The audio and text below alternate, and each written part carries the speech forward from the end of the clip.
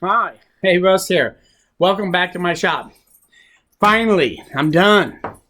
I got the table working real well, and I think I'm going to use it now for a while, and we'll see how that goes. So we're going to call this one basically finished. So the only change I made to my regular tabletop since I built this cart was I put this bar on the front here of it. It's just a 2x4 size piece of wood with a 3/4 inch track dado cut in it, and I did that because I use that now with my miter gauge. So my miter gauge fits in here, and I can have this adjustable fence that I made that I can adjust this fence to wherever I want it. I can even bring it all the way over so I can get a zero clearance wherever I go with it. Anyway, so I have this fence that I can adjust and use it for cross cutting. The other thing I can do is with this slot, I can put it in here and adjust my fence.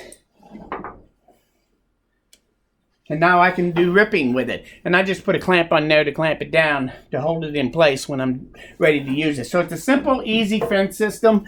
And it's nice to have a halfway decent fence system on my bandsaw again, because I had been sorely lacking in that for a while. So anyway, that is how that works. Now I have my table, but before I show you, I want to show you one quick feature that I did different than Mike Fulton. If you remember on his, he has to have a slot in his, just like I do mine, for the bandsaw blade, to be able to take his bandsaw blade on and off. If you know, on a factory table, it has the slot here so that you can take your blade on and off. And the way to keep this all in alignment is they have a hole drilled here on both halves of where this slot is. And when you put that metal piece in there, round bar, and when you put that in there and tap it in, it pulls these two into alignment. And that's how they stay in alignment. It's a good way of doing it. If you remember on Mike Fulton's tabletop, which is where I got the idea for mine, on his, he used a hinge. And he takes the screws out of one half of it and flips it out of the way to take his blade in and out. And then once he's got it back together, he always has that fastened in. And that works real well. So, but I took the same approach as this here. So what I did on mine is I put a block of wood. First thing I did was I took a block of wood, and I used a hardwood here, and I drilled a 3/4 inch hole in the center of it, and then I screwed it right across the crack so that this is right centered over the crack of where the bandsaw blade has to go into my table. And then, with it all together in one piece, by putting this on here and screwing it down, that flattened everything out. So now, once I put the table in place, all I have to do to use it,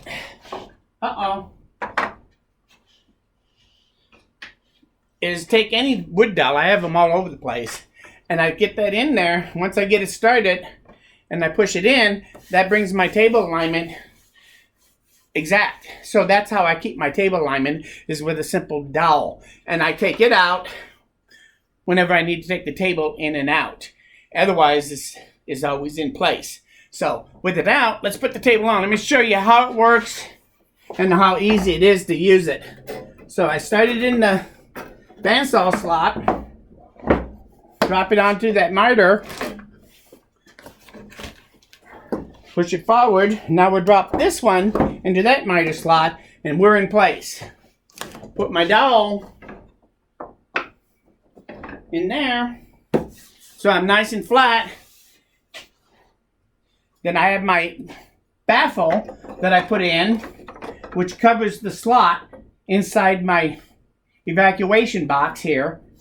And it covers that slot so that it gives better vacuum. And my top plate. I put the slot on the front, so you have to put it in from the back. And I also put a little relief area right in front of where the blade is going to be. And that actually helps a lot for picking up dust in the front. So I opened that up a little bit so any dust coming off of here can get down in there. And then I put holes right even along line my blade down through here, 1/4-inch holes, about a 1/2 inch apart. And I'll probably end up putting more holes in there, but keep in mind that my box underneath here is only this wide. So I'm not going to be able to put a whole lot of holes, but I don't think I need a whole lot of holes. So this thing now is all ready to use. I can still take my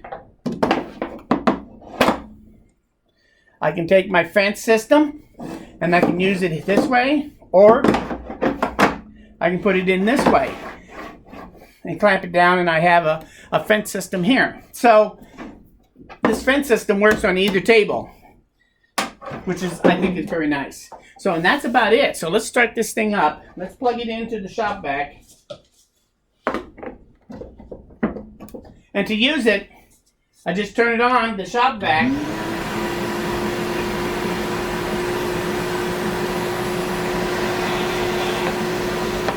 And there's a lot of vacuum holding that table down.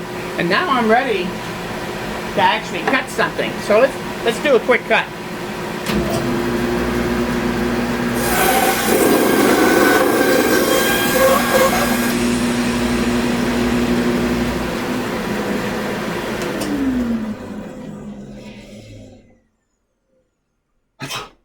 Oh, just kidding. No, there's no dust. It cleaned everything out easily just with those little bit of holes. So I think this thing is actually going to work pretty well. We'll just have to try it for a while and see how it does. But so far, I have to give this table a big A+. And we'll see how it goes. Now I'm going to clean out all the sawdust off the card and everything and get rid of all the sawdust inside the machine. And let's see, in a month from now, we'll open this all up together and see what it looks like and see where we're getting our dust. The only thing I have to do between now and then is always turn the shop vac on when I use the bandsaw. That's asking a lot of me, but I'm going to try to do that. Eventually, I think that what I want to do is put a passive shop vac on here for the bandsaw, the same way I did for my miter saw. If you remember my last video that I did, that little trick with the miter saw, I have automatically, the shop vac comes on every time I pull the trigger on the miter saw, and I think I'm going to do something like that on here. I had this area right here underneath this area that's about 2 foot tall and about 14 or 16 inches this way, so I can probably put together a nice little theme baffle and a small shop vac of some kind right in here, and that'll take care of passively using this. So I'm probably going to do something like that just to try it, and then we'll see how well this table works over the next year or two once I've done that. So that's a future project too, probably, is to get this more passive on the dust collection like I did with the miter saw. So anyway, it's done. I am very happy. I hope you like it. If you have any questions or comments, just leave them below. I will read them all, and I try to answer everything I can. If you like this video, say so.